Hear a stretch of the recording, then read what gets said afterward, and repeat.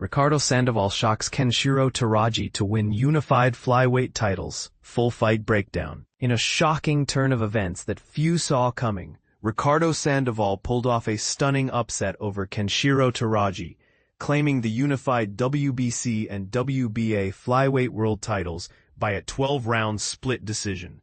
But here's where it gets controversial. Teraji, the reigning champion fighting on home soil in Yokohama, Japan, was expected by many to defend his crown with ease. Instead, Sandoval's relentless determination and sharp boxing changed the narrative entirely. The fight was an intense back-and-forth thriller that left fans on the edge of their seats right up until the judges' scores were revealed. Sandoval, despite being knocked down in the fourth round, never lost his composure or will to win. His ability to bounce back and maintain pressure through all 12 rounds ultimately secured the victory against the home favorite. The judges' scorecards reflected the closely contested bout. Leszek Jankowiak scored it 115-112.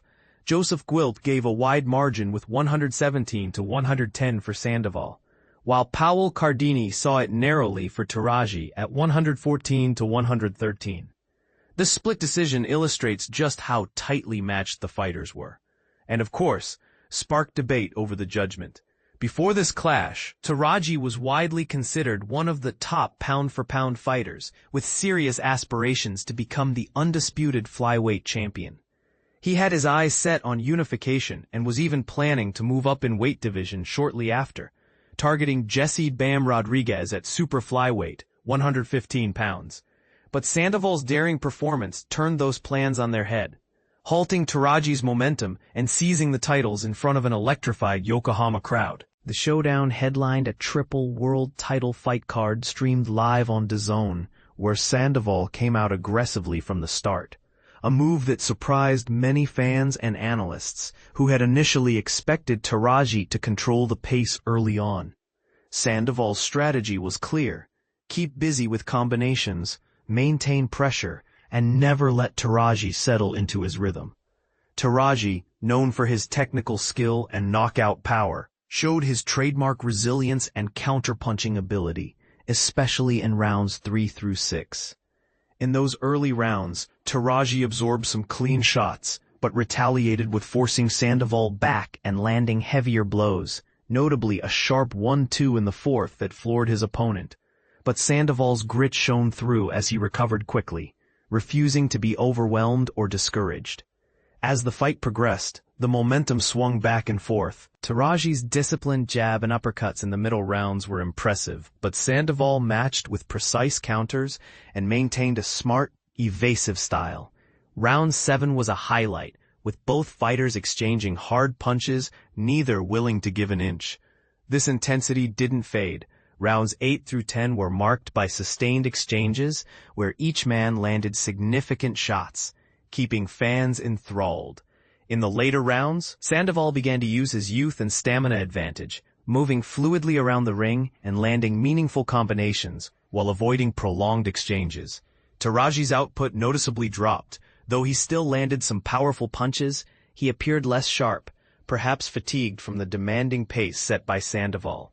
The final rounds were a battle of wills. The 11th round saw both fighters throwing bombs and trading shots with abandon, electrifying the packed arena. Even though Teraji managed to land a few strong punches late in the fight, Sandoval refused to relent, continuing to press forward and land effective counters. The 12th round was pure drama. Both men unleashed wild haymakers, with Sandoval refusing to back down. Teraji even managed to wobble Sandoval with crushing right hands toward the end, but the bell rang before any definitive finishing blow could be delivered. When the dust settled, Sandoval was lifted high by his team in joyous celebration, while a visibly bruised Teraji returned to his corner, unsure of the outcome but knowing he had left everything in the ring. This fight wasn't just a win for Sandoval. It was a declaration that the flyweight division is wide open, full of surprises and challenging the dominance of its established stars. And this is the part most people miss: how this upset reshapes the future landscape of the flyweight division. Does Teraji bounce back stronger, or will Sandoval usher in a new era? Was the split decision fair, or could it have gone either way? This fight could ignite passionate debates among boxing fans and experts for months to come. What do you think? Did Sandoval genuinely earn this victory, or should Teraji have retained his titles? Feel free to share your thoughts and start the conversation below. Ricardo Sandoval upsets Kenshiro Teraji, boxing highlights analysis. In a stunning upset, Ricardo Rafael Sandoval has claimed the WBC and WBA Flyweight world titles from Kenshiro Teraji in a closely contested split-decision victory.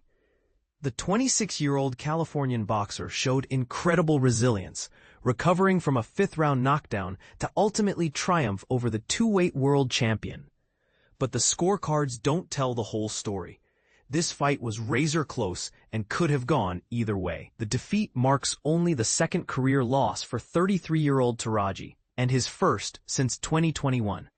It's a disappointing blow for the Japanese fighter, who had been unified champion in both the light flyweight and flyweight divisions. The future is now uncertain for this once dominant force in the ring.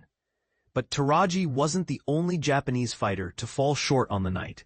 In a heart-wrenching turn, Daigo Higa came agonizingly close to the bantamweight world title, only to be denied by a last-gasp knockdown from American Antonio Vargas. The Texan fighter managed to secure a unanimous draw, retaining his WBA title in a controversial finish that left fans divided.